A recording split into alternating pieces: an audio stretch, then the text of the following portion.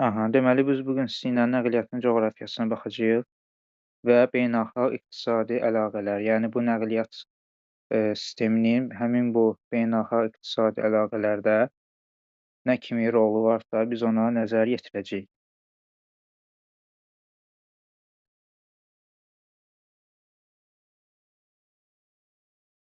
Aha, ilk öncə biz deməli həmin bu nəqliyyatın hansı xüsusiyyətlərə malik olduğuna biz baxaq. Bir qədər ekranı kiçildim. Yaxşı düşsün. Aha. Siz də telefonu əgər yan eləsəz, ekranı daha yaxşı görə biləcəksiniz. Yəni düz saxlamaqdansa yan saxlasaz daha yaxşıdır. Aha, deməli nəqliyyat biz deməli burdan görürük ki, xam malın, yanacağın və hazır məhsulların bütün növlərinin və onların istehsal olunduğu məntəqələrdə, yəni həmin bu məntəqələr arasında əlaqəni möhkəmləndirir və həmin bu istehsal olunan məhsullarla istehlak olunan, yəni istifadə olunan, satılan əraziləri arasındakı əlaqəni nə təmin edir? Biz deyirik ki, nəqliyyat sistemi təmin edir. Aha, deməli biz burada nəqliyyatın əhəmiyyətinə görə maddi istehsalın üçüncü deməli sahəsi kimi biz nəqliyyatı qeyd edirik. Deməli müasir dövrdə uşaqlar həmin bu nəqliyyat sistemində, yəni müasir dövr dedikdə biz etini nəzərdə tuturuq da. Eti nə idi? Eti elmi, texniki inqilab demək idi. Həmin bu eti dövründə nəqliyyatda əsas deməli mühüm rol oynayır bizdə nə? Konteynerləşmə. Yəni bu konteynerləşmə nə deməkdir? Həmin bu yüklərin iri metal qutularda, gördüyünüz kimi iri metal qutularda, yəni konteynerlərdə daşınması, deməli həmin bu nəqliyyatın inkişafına təkan verən əsas amil oldu. İndi burada iri metal qutularda, yəni konteynerlərdə daşımağın hansı üstünlüyü var? Yəni həmin bu üstünlük ondan ibarətdir ki, deməli həmin bu daşınan məhsulları bir dəfəyə daha çox məhsul biz həmin bu konteynerlərdə daşıya bilirik. Əsasən də deməli konteynerlər olur nədə? Deməli dəniz nəqliyyatında biz bunu deməli görə bilirik. Aha. Deməli biz burada nəqliyyatın digər sahələrinə biz nəzər yetirək. Burada nəqliyyatın digər əsas sahəsi sayılır nə? Avtomobil nəqliyyatı sayılır. Həmin hansı ki, bu avtomobil nəqliyyatı deməli dünyada sərnişin daşınmasına görə nədir? Birinci yerdədir.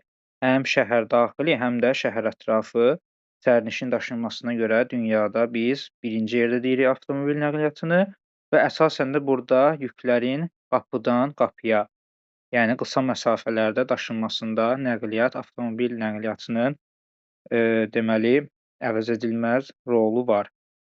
Daha sonra biz dəniz nəqliyyatına baxırıq. Dəniz nəqliyyatı deməli əsasən beynəlxalq ticarəti əhatə eləyir və burada sərnişin daşınmasında biz deyəcəyik ki, dəniz nəqliyyatı az iştirak edir. Yəni əsasən dəniz nəqliyyatı nədə iştirak edir? Deməli yük daşınmasında iştirak edir. Daha sonra biz hava nəqliyyatına qeyd edəcəyik. Hava nəqliyyatı da orta və uzaq məsafələrə sərnişinlərin və həmçinin təcili və qiymətli yüklərin. Təcili və qiymətli yüklər biz burada təcili yük dedikdə tez xarab olan, deməli tez xarab olan deməli məhsulları biz uzaq məsafələrə nə ilə daşımalıyıq? Mütləq şəkildə hava nəqliyyatı vasitəsilə biz bunları daşımalıyıq ki, daha tez, yəni başa gəlsin. Burada təcili yük dedikdə tez xarab olan əsasən məhsullar deməli nəzərdə tutulur. Aha. Deməli indi biz burada nəqliyyatın sahəvi strukturuna baxaq. Görək bir nəqliyyatda yük və sərnişin daşımada hansı nəqliyyat növü nə qədər paya malikdir? Deməli biz burada ən böyük birinci baha yük daşımada ən böyük payı 62% gördük nədə? Mavi rəng olan deməli dəniz nəqliyyatında, yük daşımada deməli birinci yer olur nə? Dəniz nəqliyyatı. Aha. Yəni yük daşımada bayaq da biz qeyd etdik ki, əsasən iştirak eləyir dəniz nəqliyyatı. İkinci yerdə biz görürük ki, 13% avtomobil nəqliyyatıdır. Deməli, avtomobil nəqliyyatı deməli, yük daşımada 2-ci yer tutur. Daha sonra 11% biz, boru nəqliyyatını deyirik. Boru nəqliyyatı yük daşımada 3-cü yer tutur.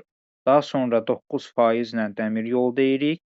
Dəmir yolu deməli, 9% əhatə edir yük daşımada və ən, axırda deməyək, axırdan əvvəlki 4%-də biz deməli çay nəqliyyatını görürük və 1% də biz görürük nəyi?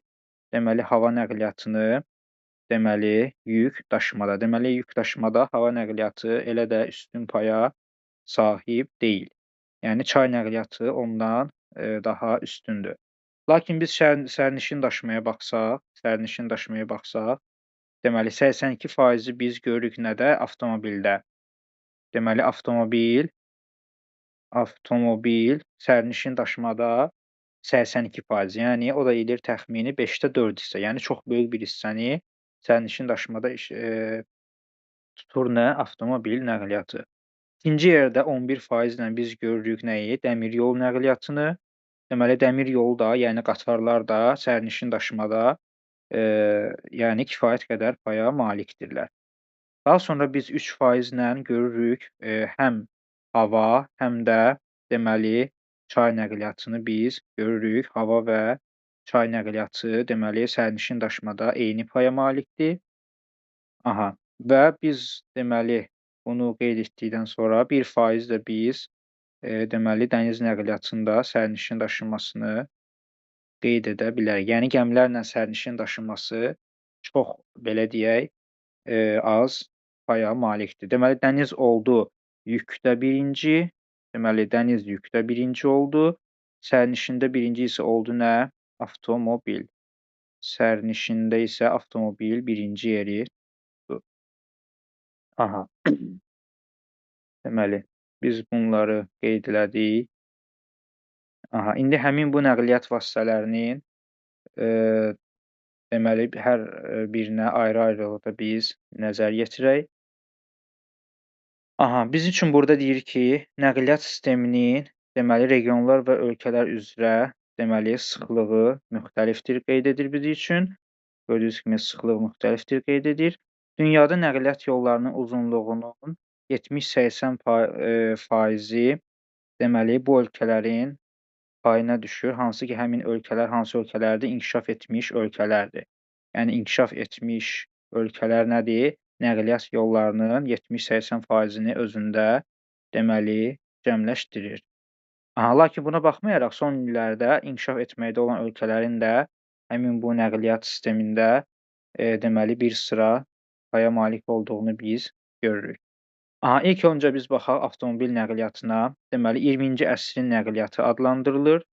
Yəni deməli 20-ci əsrdən etibarən üstün bir paya malik olduğunu biz görürük. Əsas biz burada dedik, yüklərin daşınmasında qapıdan qapıya üsulundan istifadə olunur. Yəni qısa məsafələrdə yüklərin və sərnişinlərin daşınmasında deməli əvəzsiz rola malikdir nə? Avtomobil nəqliyyatı. Və həmin bu avtomobil nəqliyyatının inkişaf etmədiyi ərazilər əsasən nə cür ərazilərdir? Deməli yolların çəkilməsində biz relyefdən, görürsüz, əlavə iqlim şəraitini nəzərə almalıyıqdır. Yəni relyef nə qədər mane olursa, deməli avtomobil yollarının çəkilməsinə, yəni dağlıq relyef, həmçinin o qədər də iqlim şəraiti həmin bu yolların çəkilməsinə mane olur. Yəni belə deyək də, çox soyuq ərazilərdə avtomobillər hərəkəti çətinləşdiyi üçün deməli biz burada avtomobil nəqliyyatından elə də yaxşı istifadə edə bilmirik. Yəni əsas burada baxın, duman və şaxtalı günlərin sayı çox olduğu üçün həmin bu yollar təhlükəli yollar sayılır. Uzunluğuna görə bütün yolların yarısı, baxın uzunluğuna görə bütün yolların yarısı Amerika, Hindistan, Çin, Braziliya və Yaponiyanın payına düşür. Yəni bu 5 ölkə ümumi avtomobil nəqliyyatında belə deyək, lider paya malikdir. Yəni bütün dünyada avtomobil nəqliyyatının, yəni avtomobil yollarının uzunluqlarının yarısı bu 5 ölkədə cəmlənib. Əsas sıxlıq hardadır? Qərbi Avropa və Yaponiyada sıxlığına görə biz fərqlənir deyə biləcəyik. İndi burada səhifənin başında biz gördük ki, baxın səhifənin başında yuxarıda sağda avtomobil, daha doğrusu Avropada nəqliyyat sistemini verib, görürsüz. Avropada burada nəqliyyat sistemini verib. İndi baxaq, gördüyünüz kimi burada, baxın, bütün Norveç, İsveç, Finlandiya ölkələrindən tutmuş, baxın bu ərazidən tutmuş, ta ən aşağıya qədər, misal üçün burada Portuqaliyaya qədər, daha sonra İtaliyanın cənubuna qədər nəqliyyat sistemi, bax bu yollar hamısı gəlib oraya qədər, yəni birləşə bilir. Görürsünüzmü? Misal üçün siz burdan belə deyək də, Almaniyadan yola çıxsaz, gəlib maşınla birbaşa avtomobil nəqliyyatı ilə Portuqaliyaya çata bilərsiniz. Yəni sizə qarşınızda orada elə bir ciddi maneə biz görmürük. Misal üçün burada İngiltərədən, daha sonra İrlandiyadan, Şimali Avropa ölkələrindən, Mərkəzi Avropa ölkələrindən biz istədiyimiz yerə maşınla, yəni avtomobil nəqliyyatı ilə gedə bilirik. Yəni çox sıx bir nəyə malikdir? Nəqliyyat sisteminə, avtomobil nəqliyyatı sisteminə malikdir Qərbi Avropa. Aha, deməli,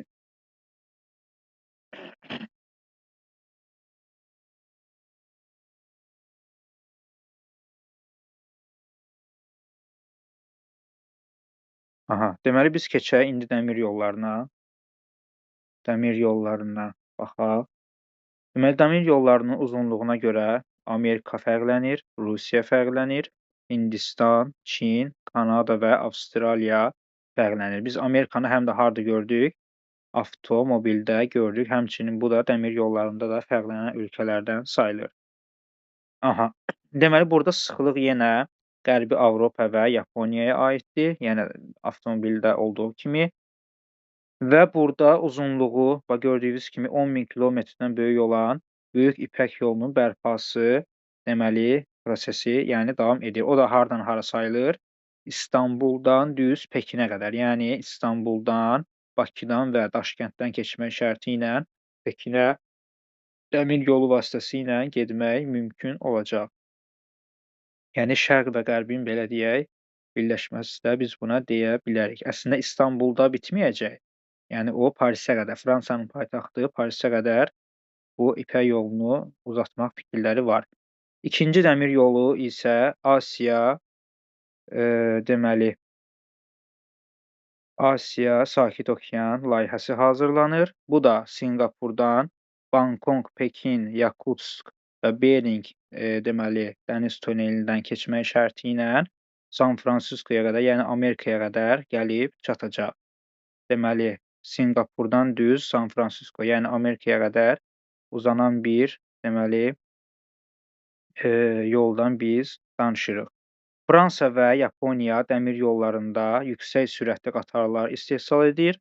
Fransadakı, deməli, qatarların sürəti 585 km/saat, Yaponiyada isə 581, deməli, km/saata çatır. Yəni həddən artıq sürətli qatarlar bunlar sayılır. İndi biz burada dəmir yollarının uzunluğuna baxaq və burada biz sıxlığa da baxa bilərik. Amerikada ən gördüyünüz kimi uzun dəmir yollarının uzunluğuna görə birinci yerdə Amerika durur. Sıxlığı isə 21-dir. Ən çox sıxlıq hardadır biz görürük? Almaniyadadır. Deməli, ən çox sıxlıq Almaniyada biz qeyd edirik. Lakin uzunluğuna görə Amerika birinci yerdə, deməli, sayılır. Yəni bu dəmir yolu, deməli, nəqliyyatında.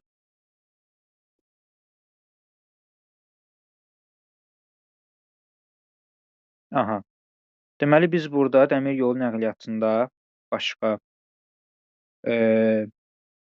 biz gördüyünüz kimi burada dağlıq ərazilərin yamaclarının meyilliyi 18-20 dərəcədən çox olduqda dəmir yollarının çəkilməsində çətinliklər yaranır. Yəni, dağlıq ərazilər elə də çox olmamalıdır ki, biz burada dəmir yolu nəqliyyatının istifadəsinə başlaya bilək. Yəni, dağlıq ərazilərdə bu çətinlik yaradır.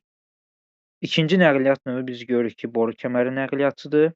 Əsasən neftin və təbii qazın hasilatının sürətlə, yəni həmin bu neftin və təbii qazın daşınmasında istifadə olunur və hasilatın sürətlə artması boru kəməri nəqliyyatının, deməli, inkişafına gətirib çıxarır.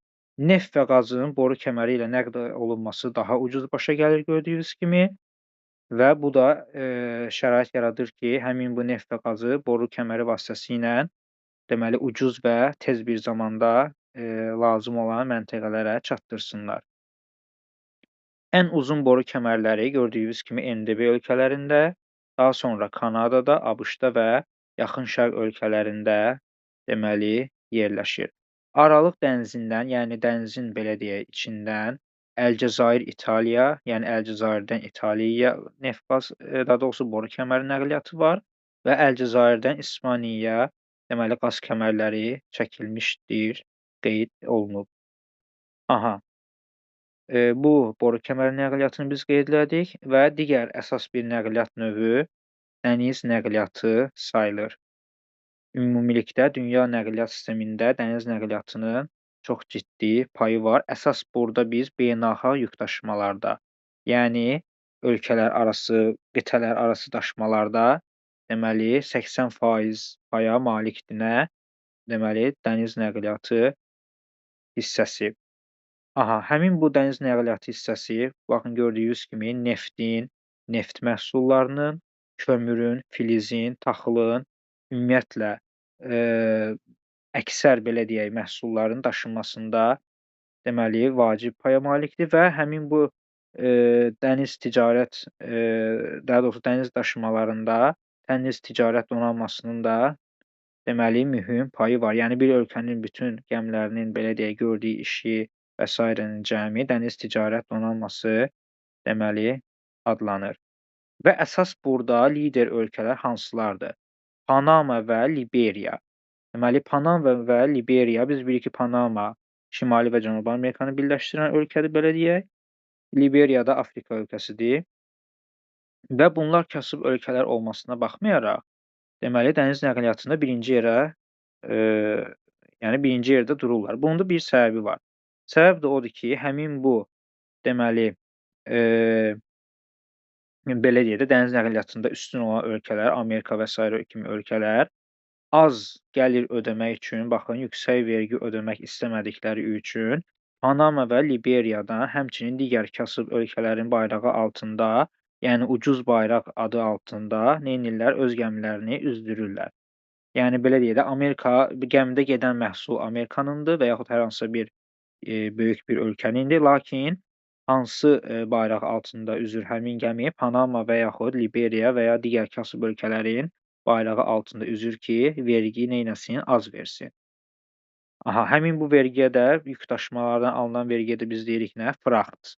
Fraxt həmin bu yük daşımadan alınan vergidir və həmin bu vergi də az vermək üçün dedik ki, kasıb ölkələrin deməli bayrağından, yəni gəmilərindən istifadə olunur. Burada da siz konteyner gəmisini görürsünüz. Konteyner dedik ki, biz nədir? Dəmir qutulardır. Deməli, dəmir qutulardır. Həmin bu yüklərin daşınmasında, yəni daha çox yer, belə deyək, daha çox, daha doğrusu yükün daşınmasında konteynerlərdən istifadə olunur. Aha, deməli. Deməli, burada hansı limanlar var? Yəni dəniz nəqliyyatından biz danışırıqsa, təbii ki, dəniz sahilində olan şəhərlərdə limanlar tikiləcək. Dünyada ümumilikdə 2,2 mindən çox dəniz limanı var. Əsas dəniz limanları, biz indi birazdan xəritədə baxacağıq. Sinqapur, Rotterdam, Hong Kong, Şanxay, Kobe, Pusan, Los Angeles, New York, Hamburg, Tokyo və sair kimi dəniz limanları var. 50 ən böyük liman var. Biz qeyd eləyəcəyik bunları və əsas limanlar hansı ölkələrdədir? Biz ona baxaq. Çində biz Şanxay, Guangzhou, Sindao və Tianjin kimi limanları qeyd eləyə bilərik. Yəni burdan adlarından da görünür ki, bunlar deməli Şərqi Asiya ölkələrində yerləşən nədir? Limanlardır. Daha sonra Sinqapur limanını qeyd eləyə bilərik. Avropada biz Niderland ölkəsində Rotterdam limanını qeyd eləyə bilərik. Şimali Amerikada Yeni Orlean limanını qeyd eləyə bilərik. O da yerləşir Amerikada. Aha. Deməli. Daha sonra biz burada dəniz limanlarının xəritəsinə baxaq. Xəritə çox güman ki, hamınızda görsəndir. İndi biz burada hansı ölkədə hansı limanlar yerləşirsə, onları qeyd eləyək, hansı okeana, hansı liman düşürsə. Deməli, Amerikadan başlayaq. Biz, burda deməli, bir qədər yaxınlaşdırım.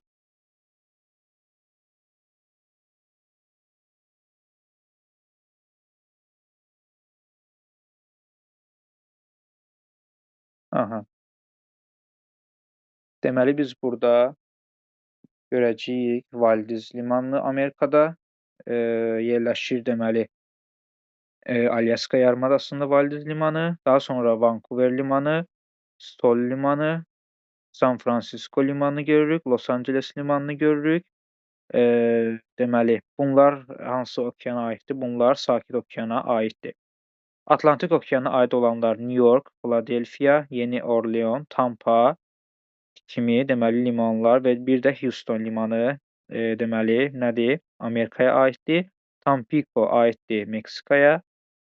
Daha sonra burada biz Panamanı görürük. Bu heç. Braziliyada Santos, Tubaran limanlarını görürük.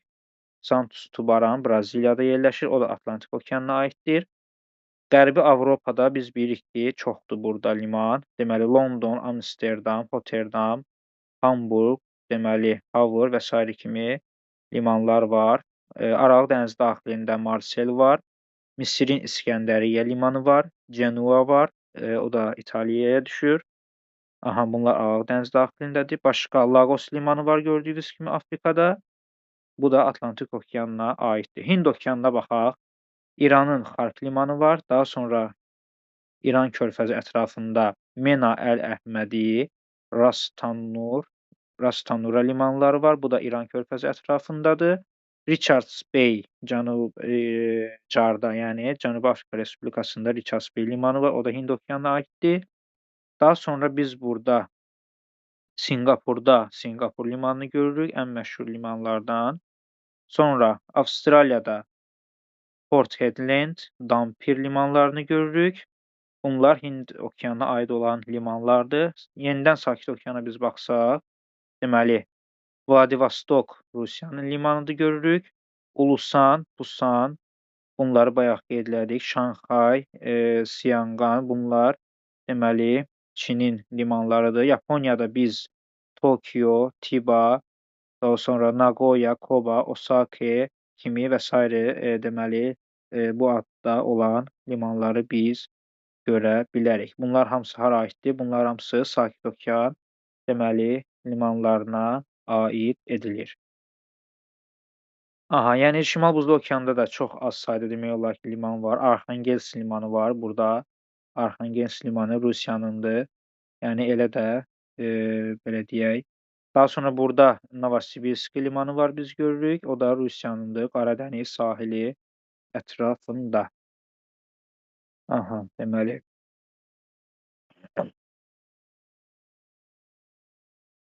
Bunu biz qeyd elədik. Burada deməli gördüyünüz kimi limanların adları var. Misal üçün, deməli Rotterdam limanı Niderlanddadır, Şimal dənizindədir. Sinqapur limanı elə Sinqapurda Malakka körfəzində. Şanxay Çində, Kobe Yaponiyada. Bunlar yük dövriyyəsi 50 milyondan çox olan nədir? Limanlardır. Və digər limanlar da öz ölkələri qarşısında və hansı su hövzəsində yerləşdiyi qeyd olunub. Aha, və vaxtımıza az qalıb. Ona görə də deməli biz deməli hava nəqliyyatına da baxaq. Deməli hava nəqliyyatı deməli, burada biz çay nəqliyyatından, çay və göl nəqliyyatından Avropada Reyn-Dunay çay sistemini, Rusiyada Volqa-Baltik, deməli dəniz yolunu və Amerikada Missisipi və böyük göllər ətrafını qeyd eləyə bilərik. Yəni çay və göllərdə də olan deməli nəqliyyatlar üstünlük təşkil edir. Yəni çaylar vasitəsilə okeana çıxmaq mümkündür və həmçinin də göllər vasitəsilə. Hava nəqliyyatı deməli ən gənc və dinamik nəqliyyat növüdür. Deməli hava nəqliyyatı yükdaşımalara görə, baxın yükdaşımalara görə deməli Amerika, Almaniya, Yaponiya, Böyük Britaniya və Çin və Fransa deməli seçilir. Yəni yükdaşımaya görə bu ölkələr, yəni inkişaf etmiş ölkələr seçilir. Hansı hava limanları var? İndi onlara baxaq. ABŞ-da deməli Hartsfield-Jackson limanı, O'Hara limanı, Çində, Pekində, yəni paytaxt Pekində Şoudu limanı, Londonda Hitrou limanı, Frankfurtda Rhein-Main limanı, Almaniyadadır bu və Parisdə, Fransada Charles de Gaulle limanını biz qeyd eləyə bilərik. Yaponiyada da paytaxt Tokioda Haneda limanı deməli mövcuddur. Aha, deməli, biz burada aşağıda cədvəldə bəzi ərazilərin hansı deməli yüklərini idxal və ya ixrac etdiyini görə bilərik. İran körfəzində əsasən neft qaz deməli ixrac olunur. Hansı ölkələrə ixrac olunur? Avropa və Amerika, Yaponiyaya ixrac olunur dəniz və boru vasitəsilə. Avstraliyadan boksit və dəmir filizi ixrac olunur. Hara? Yaponiya, Çin, ABŞ-a dəniz vasitəsilə. Yamaykadan boksit, bilirsiniz, Avropa və ABŞ-a dəniz vasitəsilə. Almaniyadan da sənaye avadanlıqları Asiya, Afrika ölkələrinə dəniz və dəmir yolu vasitəsilə. Aha, deməli. Burada biz əsasən beynəlxalq iqtisadi əlaqələrin əsas formalarından, deməli, ticarət balansı, saldo nə deməkdirsə ona baxmalıyıq. Deyir ki, bir il ərzində, baxın, bir il ərzində ölkənin ixrac etdiyi məhsulu ilə idxal etdiyi məhsulun dəyəri arasındakı fərqdir. Yəni, deməli, ixracdan ixrac çıxılsın idxal. İxrac çıxılsın idxal biz deyirik nə? Saldo. Saldo müsbətdirsə, yəni bu rəqəm müsbət qiymət alırsa, yəni ixracın idxaldan çox olması. İxrac idxaldan çoxdursa, yəni satdığı aldığından çoxdursa, hansı ölkələr üçündür? İnkişaf etmiş ölkələr üçündür. Xüsusən Yaponiya, Almaniya üçün.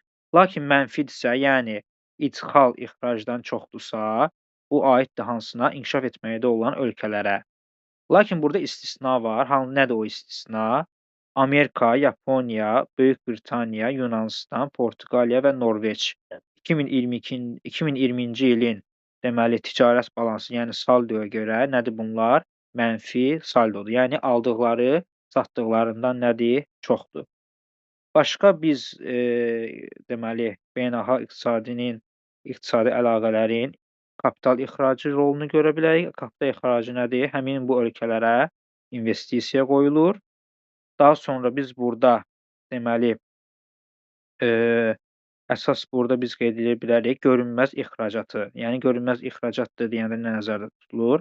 İşçi qüvvəsinin miqrasiyası, yəni işləmək üçün bir ölkədən başqa ölkəyə gedənlər və bir də turizm, yəni beynəlxalq turizm, yəni turist kimi bir ölkədən başqa ölkəyə gedənlər. Aha, deməli dərsimizi biz burada sonlandıraq. Vaxtımıza da son 4 dəqiqə qalıb.